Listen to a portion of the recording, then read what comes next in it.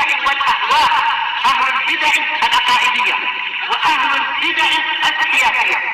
نقول بيننا وبينكم السلف، بيننا وبينكم الكتب، كان فيقول البدع بيننا وبينكم.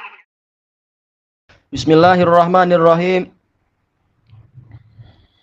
Qala al-Imam an-Nawawi rahimahullahu ta'ala,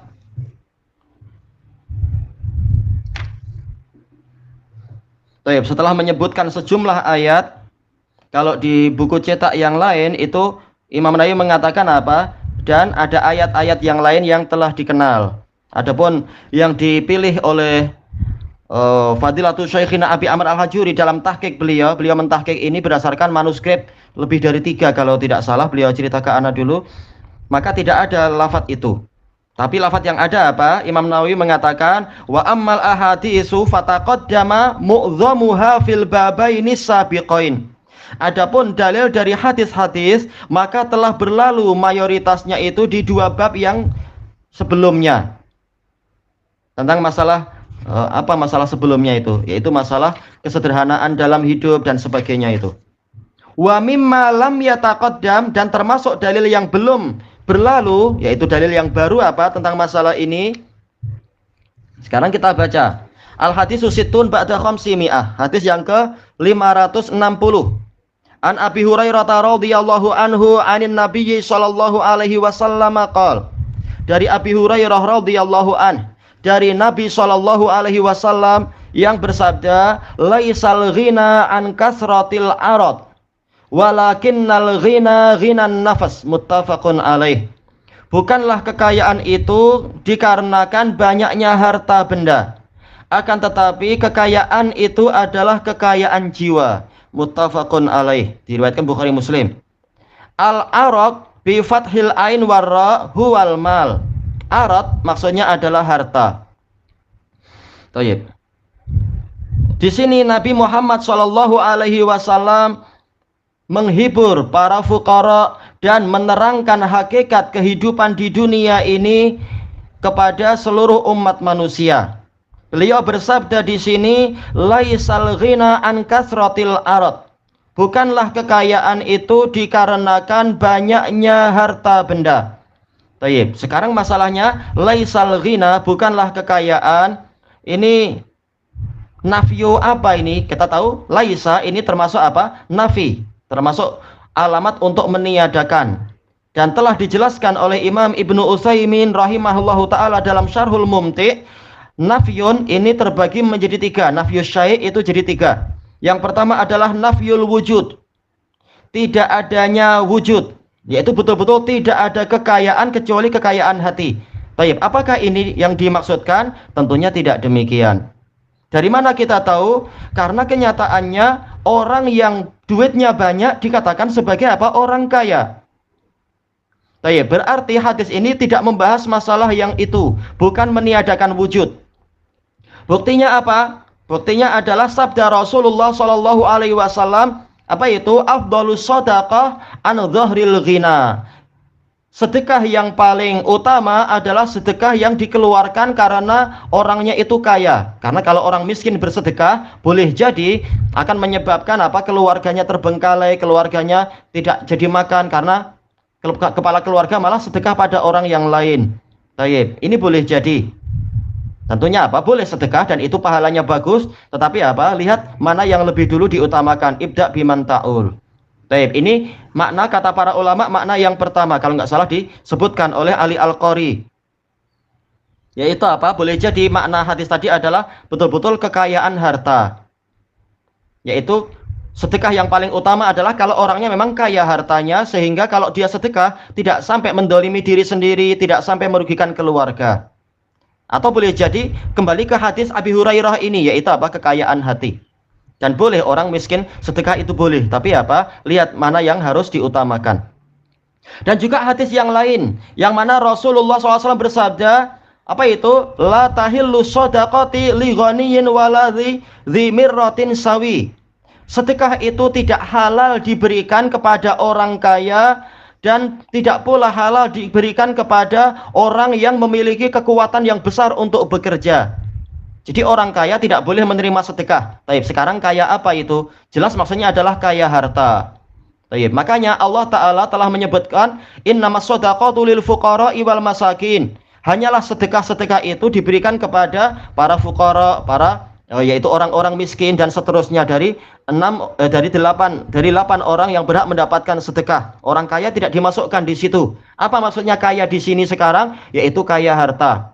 Tidak boleh kita sedekah kepada orang yang kaya. Sedekah itu pada orang miskin. Nah, dari dalil-dalil ini dan semisalnya, taulah kita bahwasanya kaya harta itu juga kaya. Buktinya apa? Dalam masalah yang tadi itu, orang kaya wajib bersedekah dan sedekah tidak boleh diberikan pada orang kaya. Kaya apa ini? Kaya harta. Berarti yang dimaksudkan dalam hadis ini bukan itu. Baik. Ada kemungkinan kedua tentang nafyun tadi, nafyus syai'.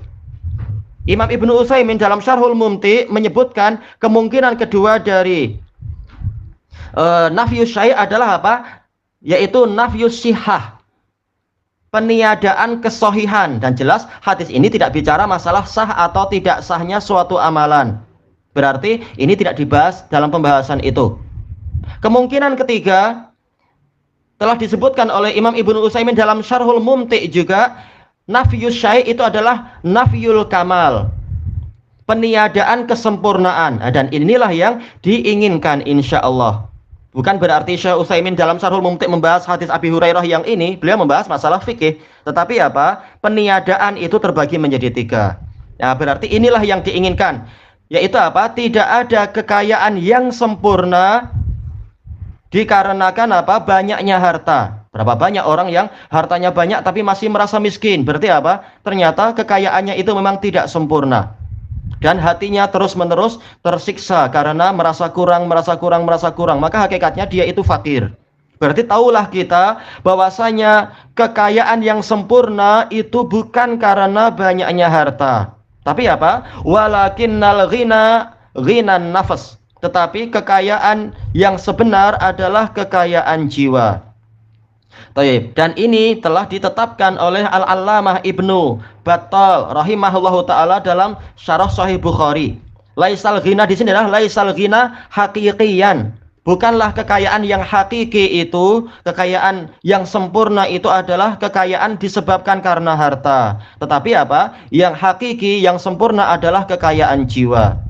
Karena kata beliau, orang yang dia itu jiwanya merasa kaya, merasa cukup, merasa puas dan ridho dengan rezeki dari Allah, maka hidupnya akan bahagia. Untuk apa sih orang bekerja banting tulang pagi, petang, siang, malam kalau bukan untuk apa itu merasa puas dan bahagia? Berarti selama dia tidak bahagia dan dia masih merasa kurang dan merasa miskin, berarti hakikatnya dia memang apa? Masih miskin, masih tidak bahagia dan dia itu hakikatnya adalah orang fakir hakiki, walaupun tetap dia tidak boleh menerima sedekah karena dia orang kaya harta. Taib. Dan orang ini akan selalu tersiksa. Dan ini adalah orang-orang yang menaati setan. Karena dia berpaling dari Allah, maka apa? Maka dia pun dibelenggu oleh setan. Taib. Allah Ta'ala berfirman, asyaitanu ya'idukumul faqra wa ya'murukum bil fahsya wallahu ya'idukum maghfiratan minhu wa fadla. Sesungguhnya setan itu menjanjikan untuk kalian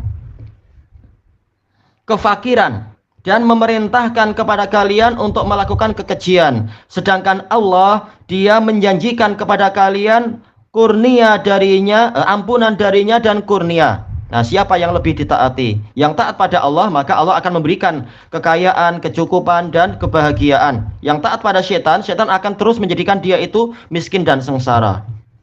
Baik, maka inilah kekayaan yang sebenar, yaitu apa? Kekayaan jiwa.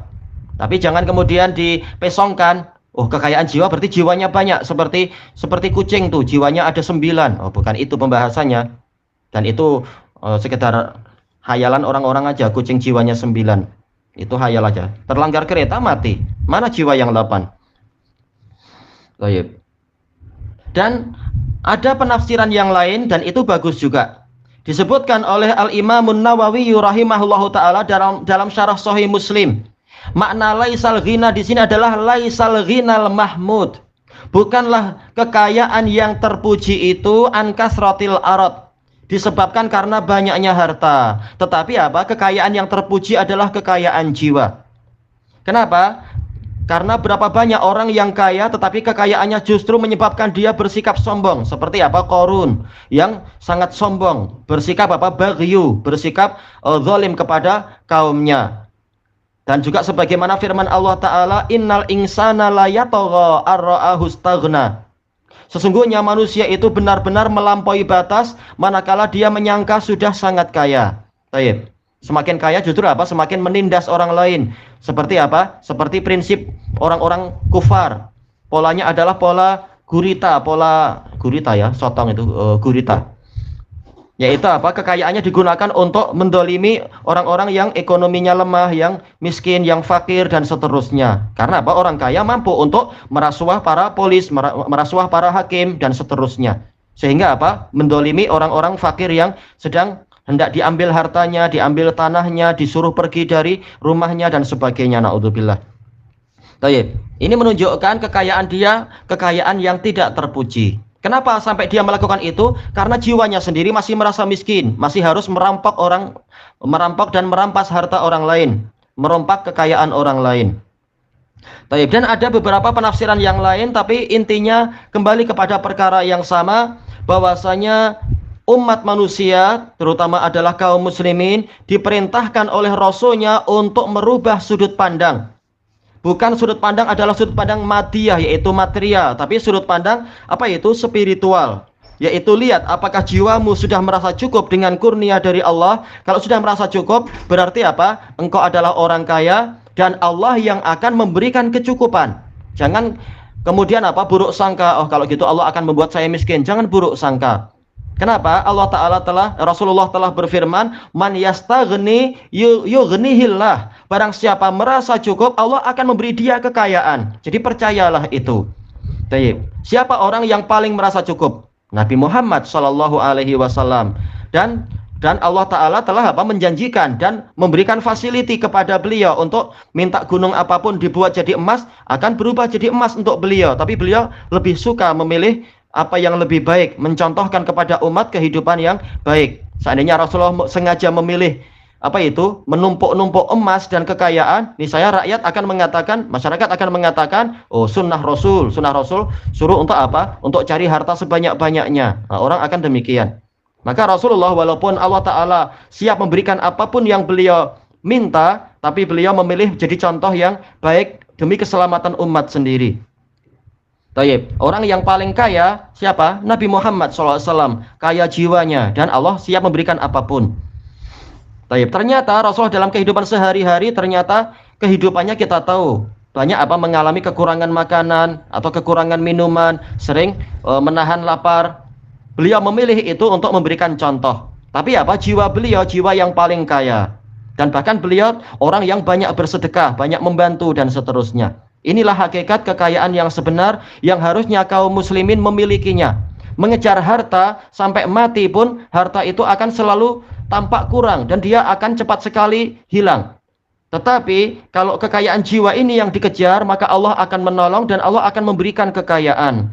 Wa man yasta'iffa yu'iffahullah. Wa man yasta'fif yu'iffahullah. Barang siapa dia menjaga kehormatan, Allah akan jaga kehormatan dia. Dia tidak minta-minta, tahu-tahu datang harta tanpa dia minta. Ini adalah janji Allah Ta'ala. Kembalinya kepada takwa. Dan takwa itu di mana? Takwa itu di dalam hati dan dibuktikan dengan lidah dan anggota badan. Barang siapa bertakwa, Allah menjanjikan rezeki untuk dia. Wa may yattaqillaha yaj'al lahu makhraja wa yarzuqhu min haitsu la yahtasib. Barang siapa bertakwa kepada Allah, maka Allah akan memberikan kepadanya jalan keluar dari setiap masalah dan memberikan kepadanya rezeki dari arah yang tidak dia sangka. Tayyib ilahuna wallahu a'lam.